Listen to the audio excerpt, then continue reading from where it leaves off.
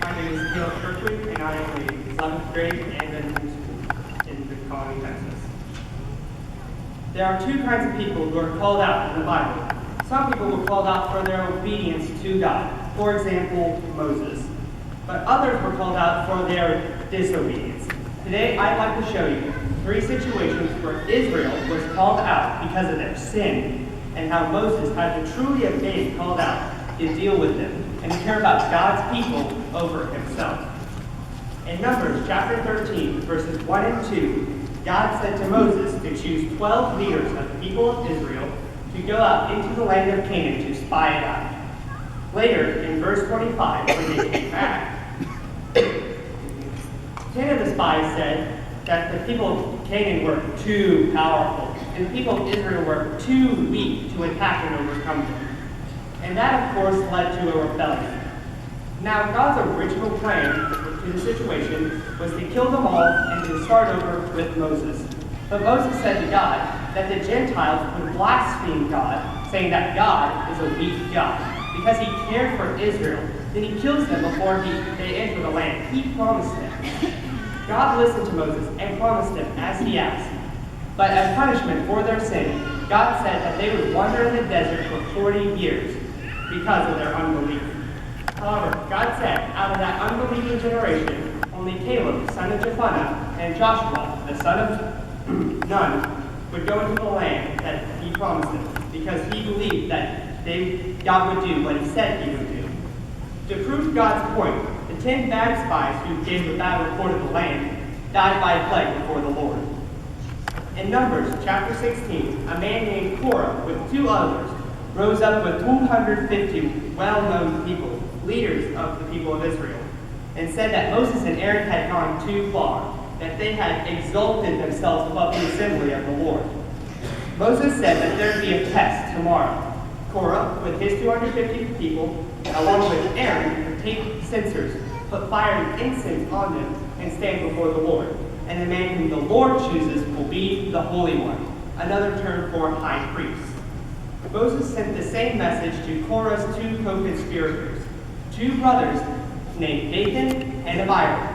But Dathan and Abiram said to Moses, and I'm paraphrasing here, "You said that you would take us to a land flowing with milk and honey, so where is it?" With that, they stayed home.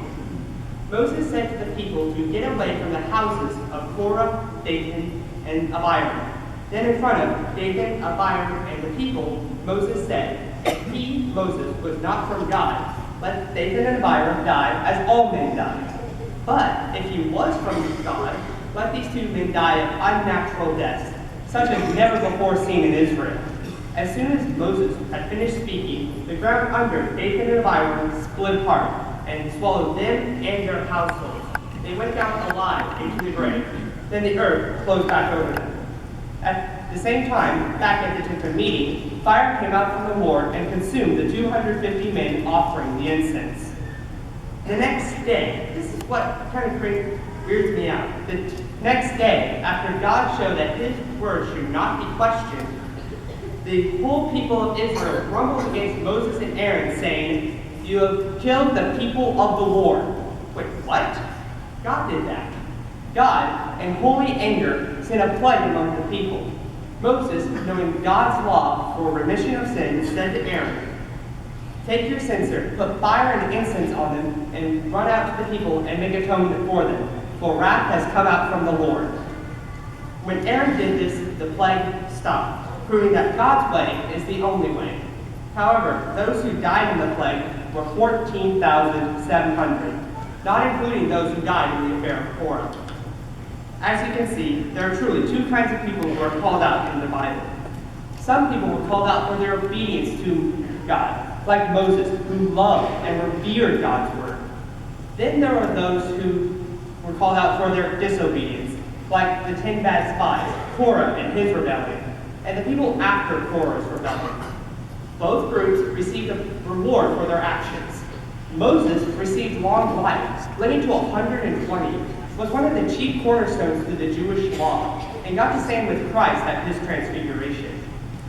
However, those who disobeyed God died in terrible ways. plague, incineration, and being buried alive.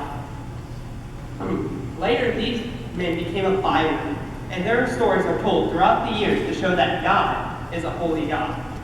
So which will you choose? The people who rejected God's word and paid a terrible price, or Moses, who showed time and time again that God's way is the best way, not only for our lives here, but in our lives in eternity? As for me, I choose God's way.